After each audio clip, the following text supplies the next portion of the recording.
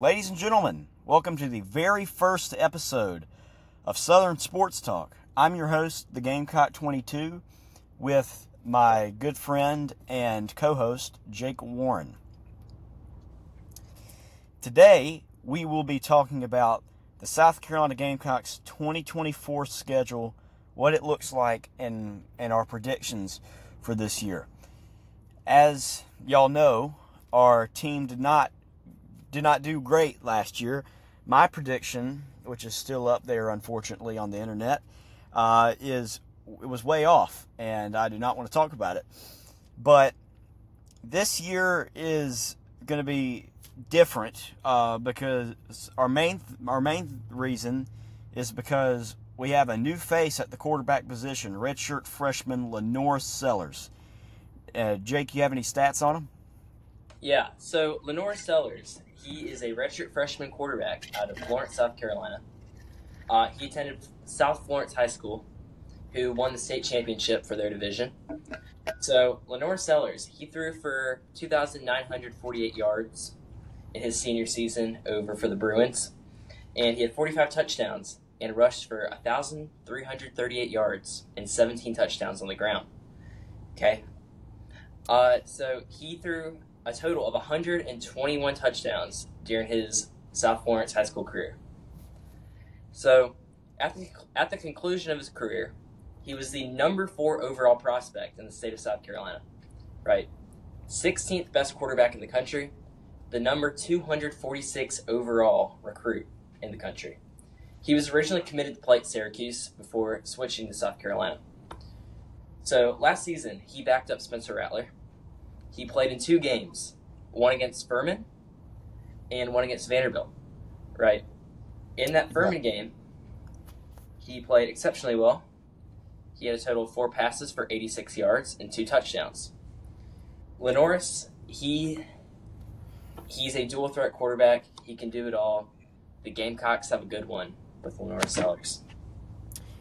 Yeah, thank you, Jake. So other new faces include Rocket Sanders, the transfer from Arkansas, a very veteran guy who should make a splash. He had an injury last year, but the sources say he has been working tirelessly with the strength and conditioning team to be 100% this season. And unfortunately, we lost the aforementioned Spencer Rattler, wide receiver number 1 Xavier Leggett, both to the NFL draft, and the key transfer that we lost in Judas Wells, who has transferred to Ole Miss, who we will play later in the season. And I don't think the fans took too kindly to the recent posts on Ole Miss's social media pages and Lane Kiffin trolling us. So that will be a very hostile environment come the 5th of October, which I am very excited about, and hopefully we'll be able to witness it in person. I would like to mention South Carolina's transfer class from this past year, right? A lot of contributors coming in. Of course, you get Rocket Sanders from the University of Arkansas. But there's also a number of other guys, too. The Gamecock running back room has been completely revamped with guys like Oscar Attaway from North Texas also. And then another underrated guy that got brought in, Robbie Ashford, former quarterback at Auburn. He provides a veteran presence in the quarterback room along with the youth of Lenore Sellers.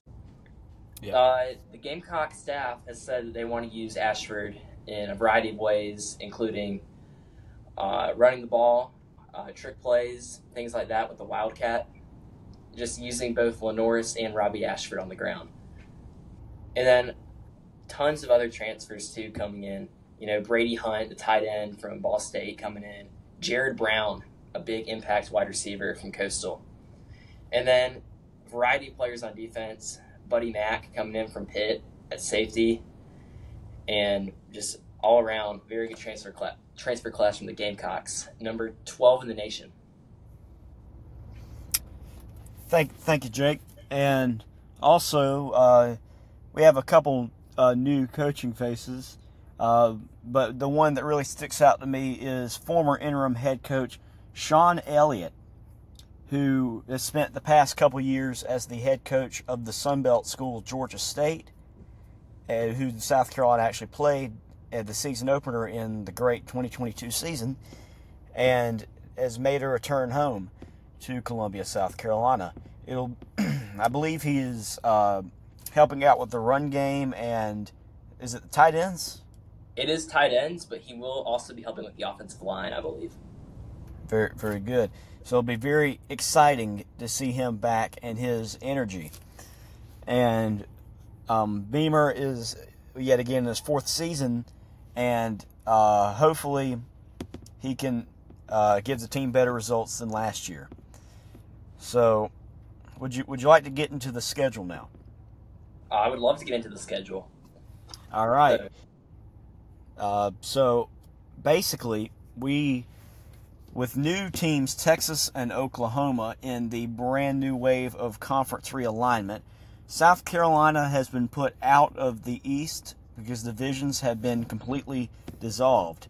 We are playing a mostly Western schedule in my eyes, but that's all right. It's kind of unfortunate, though, that we are not playing Georgia, Tennessee, or Florida. But you know, might as well. Well, if you want to beat the best, you got to play the best. So we're going to start off with the Old Dominion game, which I don't think we should have any problems taking the win there. I also have South Carolina beating Old Dominion in the first game of the season over Labor Day weekend. Old Dominion was not a good football team last year. I'll put it that way. Could Old Dominion be better this year? Possibly. Could they give South Carolina a scare? I could see the game being somewhat close in the first half. But I do see this in the end being a win for the South Carolina Gamecocks. I agree. The Sun Belt is a tough conference for the Group of 5 standards, so I could definitely see Old Dominion not having the greatest season themselves, because they have to work with hard teams like James Madison, who I believe is considered their kind of rival, and other teams in the East like Appalachian State and Coastal Carolina. But nevertheless, I think they are not the worst team, but they are definitely not going to be too much of a challenge for USC. Yep. All right. So now we get into SEC play with our old foe, the Kentucky Wildcats, who last year we beat in a close 17-14 game the week before the Clemson game. And that was a fun game to watch, and this has become sort of a budding rivalry in my eyes after what Mark Stoops said about the South Carolina team, about culture versus climate. But since he said that, we beat him 2 years in a row. Now, I'll state my opinion first. I think that South Carolina, the momentum isn't going their way. I mean, Kentucky has this game at home, and South Carolina has not, especially recently, been good to start the season out.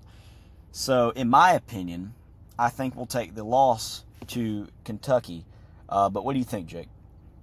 I agree with that statement. I agree that Kentucky will take the game in Lexington against the Gamecocks. Kentucky is normally a team that plays very well at the start of the year, right? Last year, they started off 5-0. Of course, they didn't play the best competition, but still, starting off hot is usually what Kentucky does. They bring in Brock Vandagriff from Georgia, former 5-star quarterback. And then, of course, a Mark Stoops-led defense is always top-notch. They return, I believe, 9 of 11 starters. And they also bring in Jamon Dumas-Johnson from Georgia, big transfer linebacker there. So I do believe Kentucky will take this one in Lexington, sending the Gamecocks to 1-1. All right, we will go to the next game. It is a home game against the LSU Tigers. Now, the Bayou Bengals have lost their Heisman quarterback, and Jalen Daniels. And this year, I think they will still be pretty good. Isn't there, I believe their new quarterback, isn't his name Grant Nussmeier? Yeah, Garrett Nussmeier. Yep. Garrett Nussmeier. Yep. Yeah, I mean, I think their defense was not great by any means at all last year. I believe they do have Missouri's defensive coordinator. Is that right? I think that's right. I'm not sure about that. I believe they took Missouri's defensive coordinator to try to fix the defense. But I do not believe that their defense will be too much better. I think this team's a little overrated. So you think at this moment I would say, okay, South Carolina gets the upset. I'm typically a little high on South Carolina than how they typically are. But in my opinion, I still think we drop this game. It's a noon kickoff in Columbia, which may be true. But I think it would have been better, our chances would have been a lot better if it was a 7:30 kickoff. So I call this a loss. What do you think? What do you think, Jake? I will also call this one as a loss for the Gamecocks. I think that the firepower of LSU's offense with Garrett Nussmeier and all-around great receivers, even though you lose Malik Neighbors and Brian Thomas to the draft, I think overall that offense is going to be firing in all cylinders. One of the best offensive lines in the SEC as well. The defense cannot be worse than they were last year. LSU's defense was historically bad. However, they do return a good amount of starters. I think LSU is a more talented team, and I do think LSU will take the game in Columbia. Yeah, thank you. Well, anyway, now we are moving on. We have had our first bye week of the year. We have 2 this year because of the wacky calendar. So that really works out for us, doesn't it? Because we really do need 2 with this schedule. Anyway, we come out of this. We come out of this with the Ole Miss game, and this is a game. Did we already talk about Akron? Yeah. Sorry, I already marked it. You're fine. Akron, I think, will be an easy win. They're a max I do have Akron as a win. Don't want to get the Akron fans mad or anything. This was a bad football team last year. They went 2-10. They had 1 win in the FBS all season. I don't see this team being much better. I think the Gamecocks get a fairly easy win. All right, thank you. We move on now after the bye week to the Ole Miss game. Like I said earlier, there's a lot of bad blood between South Carolina and Ole Miss after Juice Wells transferred to the Rebels, and their head coach has not helped the cause by posting a bunch of things on their social media mocking Carolina. This will be a very fun crowd, and hopefully it'll be a night game. It's one of those games that has been, I think it's called a flex. Yeah. Where it could be like 3, but it also could be 8. I hope that it is a 7:30 kickoff, and if it is, that will really, really help us. Now, everything seems to go Carolina's way in the home field advantage coming off a bye week, and unlike the LSU game, I believe that South Carolina takes the upset to go 3-2. Really? Yeah, this is my called upset right now.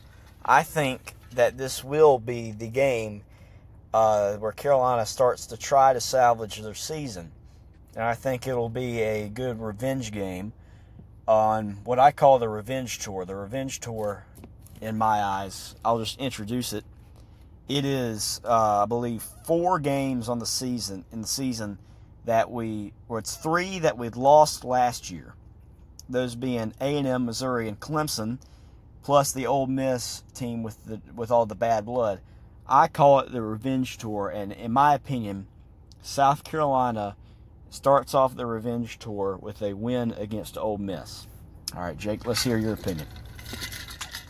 So, the Gamecocks start off the month of October with Ole Miss. Normally, Cocktober and all that, but normally Shane Beamer does not play his best ball in October, right? It No, normally comes late in the season, in November. yeah, we went 0-3, I think, last year. Yeah. So, Ole Miss is a very talented team. They are a favorite to make the new expanded college football playoff. They brought in the number 1 transfer class from this past year, with guys like, of course, Juice Wells, and then Princely Umanmielen from Florida, and Walter Nolan, the former number 1 overall defensive player in the nation from Texas A&M. And then, of course, you have a Heisman favorite in Jackson Dart at quarterback, and a variety of very, very good players down there in Oxford, Mississippi. So, the actual game itself, it is a flex game, right? Yep. So, I see either way. I don't think Ole Miss will take South Carolina lightly. I think they see this as a potential upset. So, I do think Lane Kiffin will sort of lock in for this matchup. And sadly, I do have the Ole Miss Rebels taking down the South Carolina Gamecocks in this game. All right. And by the way, in the games we disagree in, I will not mark until the end of the video. So now we move on to Alabama and Oklahoma, 2 road games that will. I mean, these 3 games are definitely our toughest stretch of the season. And I think these 2 will especially be our hardest because they are road games. And it's actually interesting. We played Alabama multiple times, but we have, since joining the conference in 1992, but we have never in our entire history played Oklahoma. This will be a very interesting game. But first, Alabama. I mean, Nick Saban, arguably the greatest football coach of all time, is gone. And they have hired Kalen DeBoer, who led Washington Huskies to being the national runner-ups last year. And I think I think the team will not be as good as it has been in years past, but I still think it will be a very solid team. And with all that being said, I do believe we lose this game. What do you think, Jake? Yeah, so I think that Kalen DeBoer and the Alabama Crimson Tide will still be a very, very good football team this year. Obviously, a lot of talent with Jalen Milroe at quarterback and very solid defensive pieces all around. I think at Bryant-Denny, it's going to be a noon kick, and I don't see the Gamecocks putting up much of a fight in this game. I do have Alabama taking this win. All right, and now onto the Oklahoma game. As previously mentioned, South Carolina and Oklahoma have never met, but these 2 coaches have. South Carolina's head coach Shane Beamer knows head coach Brent Venables very well from his time at Clemson as the defensive coordinator. And also, Shane Beamer knows the town of Norman, Oklahoma very well, as he was an assistant coach under Lincoln Riley in the late 2010s before taking the job at USC. So just because this is the first time they have ever played in their histories does not mean that these teams are complete strangers. And I believe that Oklahoma will not have the same success in the SEC as they have in the Big 12, at least not immediately. But still, with that being said, it is in Norman, which is a long way away, and I believe, at least at this point, they are the better football team. So, in my opinion, I believe Oklahoma will win the football game. Okay. So, I'm going to have to agree and say that Oklahoma will take the game in Norman. So, Venables and his squad down in Norman, they are a solid football team, obviously. A lot of success in the Big 12. The SEC is a tougher league, But I do think Oklahoma will find success against lesser programs like maybe a South Carolina or an Arkansas or a Mississippi State. And Oklahoma, they do have some questions with their offensive line. That's something that Gamecocks and Sooners have in common, I guess. But I just think in Norman, that's going to be a hard game to take. I think Gaylord Stadium's going to be rocking, and I do have that as a win for Oklahoma. All right. Now we move past our second bye week and into what I call Cockvember, which is usually 10 times better than Cocktober. And we come back for our homecoming game in early November against the Texas A&M Aggies out of College Station, Texas. So South Carolina in the past has not had typically success against them. We've only beat them one time, and that was in 2022. That being said, though, Texas A&M has a brand new coaching staff after firing Jimbo Fisher last year. I think making that national championship trophy prematurely was a big mistake. Anyway, they have hired the Duke head coach Mike Elko, who has ties to A&M, being a coordinator a couple years back. I believe this team will be good in a couple years. I believe he is the right hire, and he will take them where they need to be in a couple years. And they still have pieces this year, but I do not believe they will be a playoff contender, dark horse, like a lot of people are saying. I think they'll be in a around 7-5. They will be a good team, but not a great playoff contender team. Maybe I'm wrong, but that's what I believe, at least at the moment. And after South Carolina having a much-needed second bye week, after coming home after two road losses, I personally believe that South Carolina can rally the troops and win this first game in the Cockvember slate. What do you think? Okay, so Texas A&M, first year of Mike Elko from Duke. Texas A&M, they're a solid football team. I would say across the board a more talented team than the Gamecocks, right? But at some point, the Gamecocks need to show life in the season. I have them currently sitting at 2-5 thus far. I think at home, homecoming, at night, Shane Beamer. I think this will be an upset win for the South Carolina Gamecocks behind a strong showing from Lenore Sellers and the Gamecock run game. And I do think Connor Wegman, the Texas A&M quarterback, I think he's a very good quarterback, don't get me wrong. But I think Sandstorm at night might get a little rattled. I think South Carolina will sneak out a narrow victory against the Texas A&M Aggies. All right. Now we move on to Vanderbilt. There have been some people that have said that Vanderbilt will win this game. I'm not one of them. I think South Carolina will continue the long streak and win this game at Vandy. Okay, so this game is in Nashville. Vanderbilt will bring in Diego Pavia, the transfer quarterback from New Mexico State, who beat Auburn last season.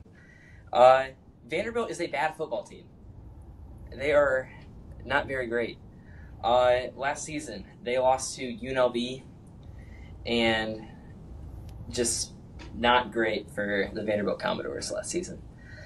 So, this year, I do not think Vanderbilt is a more talented football team than the Gamecocks.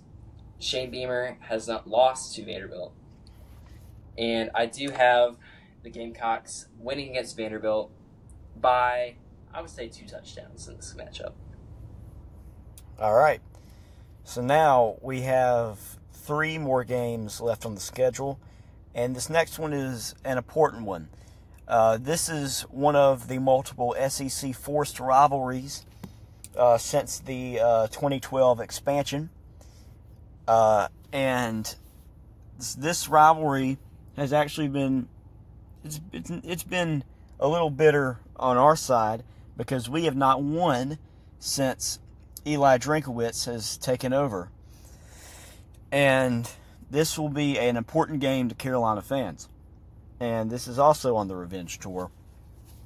And especially, this is really important after the horrible showing against them last year where we only scored, I believe, 12 in Columbia, Missouri. We do get this team at home. We get this team in Columbia, South Carolina. And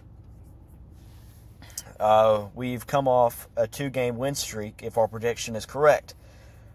But here, the thing is, they were really good last year. And they seem like they will continue to be a much better team than they were in Coach Drinkowitz's first 3 years. And in my opinion, I believe that South Carolina drops this game because we always will drop one in November, just like Florida 2 years ago and Clemson last year. I think this is at least the first game we dropped this month. What do you think? So Missouri is a very good football team. They had an 11-win season, and they beat Ohio State in the Cotton Bowl. You will lose in talent, obviously. You lose Cody Schrader, and you lose guys in the secondary. So, Missouri, talent-wise, I think these teams are a lot more even than people say. But they do return Brady Cook, who is one of the best quarterbacks in the conference. And they do return maybe the best receiver in the nation with Luther Burden III. So, I think this game will be, I don't want to say not a great game for South Carolina, but I don't think this will be the best ball that the Gamecocks will play this season. I think Missouri has had their number over the past however many seasons it's been, and I just do not see the Gamecocks taking this game. I have this as a loss. All right. So now we move on to the FCS powerhouse, I say that sarcastically, Wofford, which went 2-9 last year. And I do not think there will be any problem for South Carolina. I think we take that game in a much-needed, almost bye week before we play our rivals, the Clemson Tigers, in Clemson. And I don't think Jake will disagree with me. I also have this as a win for Carolina.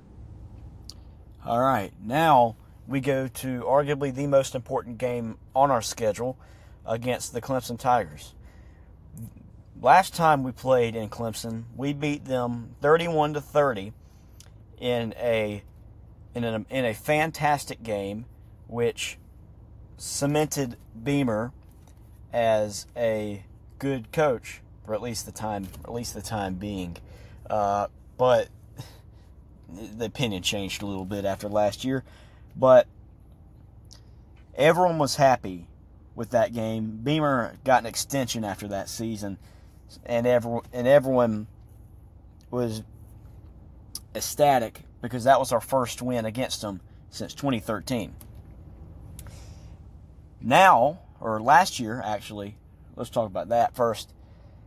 They beat us in one of the most boring games I've ever seen. That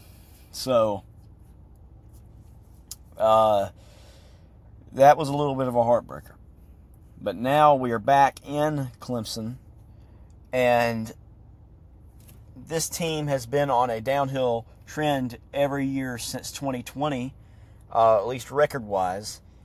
Dabo's continued to refuse to use the transfer portal. Now, I think that South Carolina can once again beat Clemson. I think we beat Clemson again to get our sweet revenge on them in 2024. But I could be wrong. What do you think, Jake? So the Clemson Tigers are a very talented team. They return Cade Klubnik, the junior quarterback, and they also return Phil Maffa. They do lose Will Shipley and other key contributors like Nate Wiggins and other players on the defense. But I do think that the receivers will be healthy, unlike last season. And I do think the return of Derek Carter, probably one of, if not the best, off-ball linebackers in the nation. So I do think that Clemson is overall a more talented team than you. This one is in Death Valley. Sometimes you just have a feeling that, hey, they might pull it off, but this time I see this as a Clemson win. So I'm going to have to say that the Gamecocks do not pull it out in Clemson, in Memorial Stadium. All right, so now with all that, we can now finish the schedule. Now, in my opinion, we will win these two games and go 7-5 with a 3-5 conference record, 5-2 home record, 2-3 road record. But according to Jake, he has us going 5-7 with a 2-6 conference record, a 4-3 home record, and a 1-4 road record. Both are reasonable, in my opinion. I'm typically a little more optimistic, while Jake, for the years I've known him, has been a little more pessimistic about USC. I like to think my expectations are realistic. But we can go with that. I thought my expectations were realistic last year when I said 7-5, but I was wrong about that. Well, I was realistic in 2022. I did end up predicting us to go 8-4, which did happen. The games were a little different, but I am actually grateful that I got that right. But anyway, these are our predictions. I have us going 7-5. Jake has us going 5-7. But the ultimate question is, what do y'all think? Make sure to tell us down in the comments below, and share this with your friends if you want to. I can't make you. But thank you all for watching the very first episode of Southern Sports Talk. I'm your host, the Gamecock 22, with your other host, Jake Warren. Thanks for watching. We'll see you guys on the other side.